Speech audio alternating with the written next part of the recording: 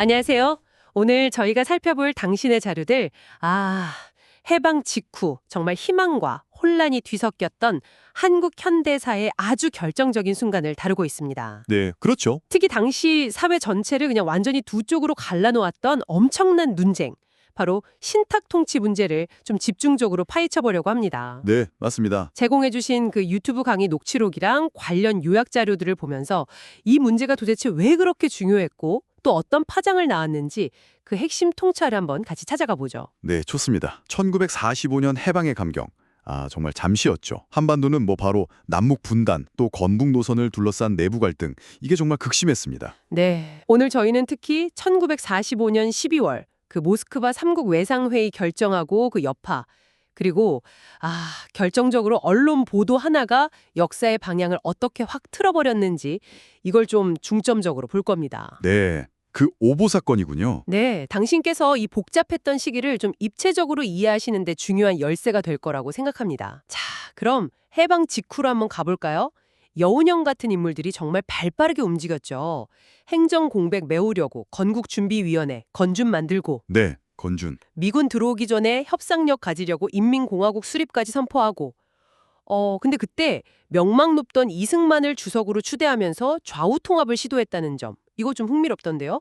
자료 보니까 건준이 전국의 치안대도 조직하고 실질적인 활동을 꽤 했더라고요. 네, 맞아요.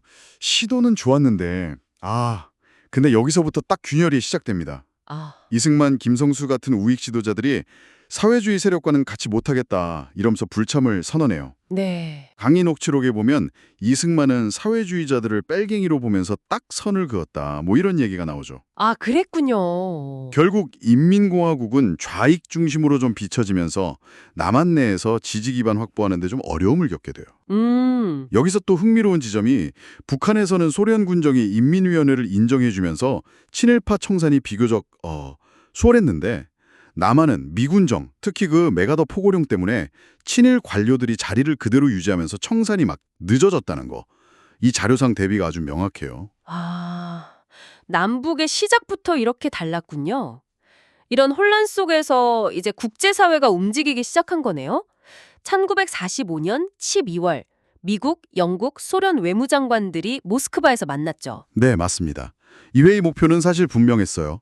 카이로 선언에서 약속했던 한국 독립 이행하고 또 분단을 막아서 통일된 임시정부를 세우도록 돕겠다, 이거였죠. 목표 자체는 나쁘지 않았는데요. 그렇죠. 그래서 합의된 내용이 임시민주정부 수립, 이걸 협의할 미소공동위원회 설치, 그리고 정부 수립을 돕기 위한 최대 5년간의 신탁 통치였습니다. 최대 5년. 네, 여기서 핵심은 신탁 통치가 통일정부 수립을 위한 그냥 과도기적 방안이었고 기간도 최대 5년으로 딱 못 박았다는 점이에요. 영구적인 지배가 아니었다는 거죠. 네. 아니 근데 회의 목표가 통일 정부 수립 지원이었다면 왜 국내에서는 그렇게 난리가 난 걸까요? 반대가 엄청났잖아요. 자료를 보면 뭔가 결정적인 사건이 있었던 것 같아요. 바로 그겁니다. 당신의 자료들이 정말 공통적으로 딱 지적하는 결정적인 통찰인데요. 바로 단 하나의 언론 오보가 어떻게 이 민족 전체의 운명을 그냥 뒤틀어버렸는가 하는 점이에요. 그 유명한 동아일보 오보. 네. 모스크바 회의 결과가 공식적으로 발표되기도 전에 동아일보가 소련은 친탁 통치 주장, 미국은 즉시 독립 주장 이런 제목으로 기사를 빵 쳐트린 거죠. 근데 이게 완전히 잘못된 정보였다는 거잖아요. 네, 완전히요. 실제 회의 내용하고는 정반대였어요. 실제로는 미국이 남한 내에 반공 기반 만들 시간이 좀 필요해서 신탁 통치를 더 적극적으로 제안했고 오히려 소련은 당시 사회주의 세력의 우위를 믿고 즉각 독립에 더 가까운 입장이었어요. 세상에. 근데 이 오보가 나가니까 파장이 엄청났습니다. 신탁 통치 이퀄 소련 이퀄 절대 악이라는 이 잘못된 등식이 그냥 순식간에 쫙 퍼지면서 반탁 운동이 거대한 반소 반공 운동으로 확 번져나간 겁니다.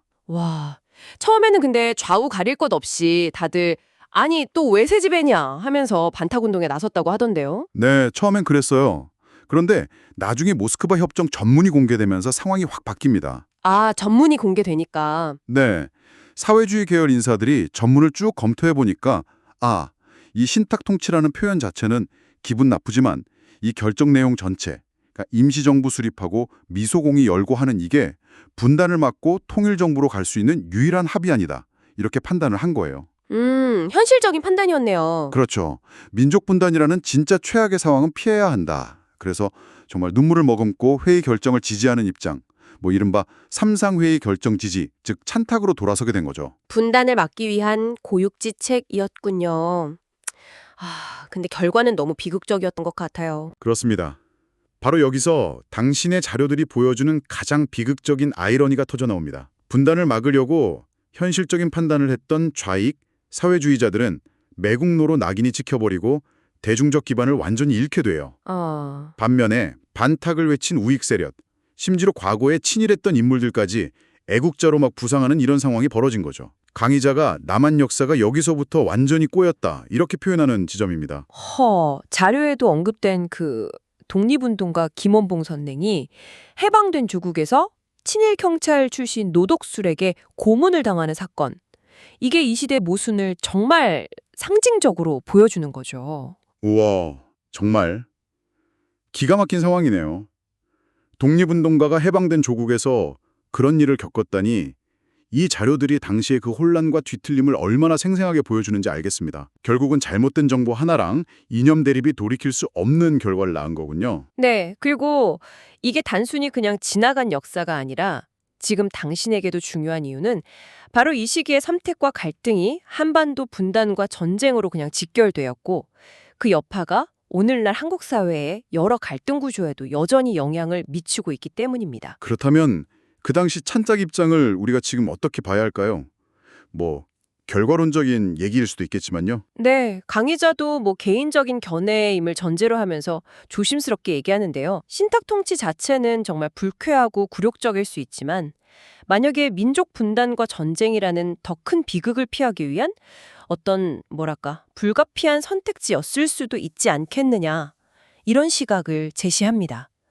참 복잡하고 어려운 문제였던 거죠. 네. 오늘은 해방 직후 한반도를 뒤흔들었던 신탁 통치 논쟁을 당신의 자료들을 통해서 깊이 있게 한번 살펴봤습니다.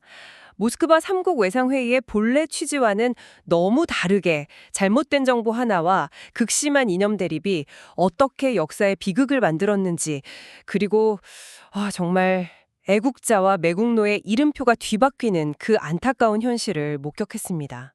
마지막으로 당신께 질문 하나를 던져보고 싶습니다. 만약에 민족의 분단과 전쟁이라는 그 최악의 결과를 피하는 것이 당시 가장 중요하고 또 절박한 과제였다면 국민 정서에는 좀 반하더라도 강대국들의 합의안이었던 신탁 통치를 포함한 그 모스크바 협정 전체를 수용하는 것이 과연 전적으로 잘못된 판단이었다고만 우리가 단정할 수 있을까요? 역사의 무게 앞에서 어떤 선택이 진정 민족을 위한 길이었을지 한 번쯤 곱씹어볼 문제가 아닌가 싶습니다.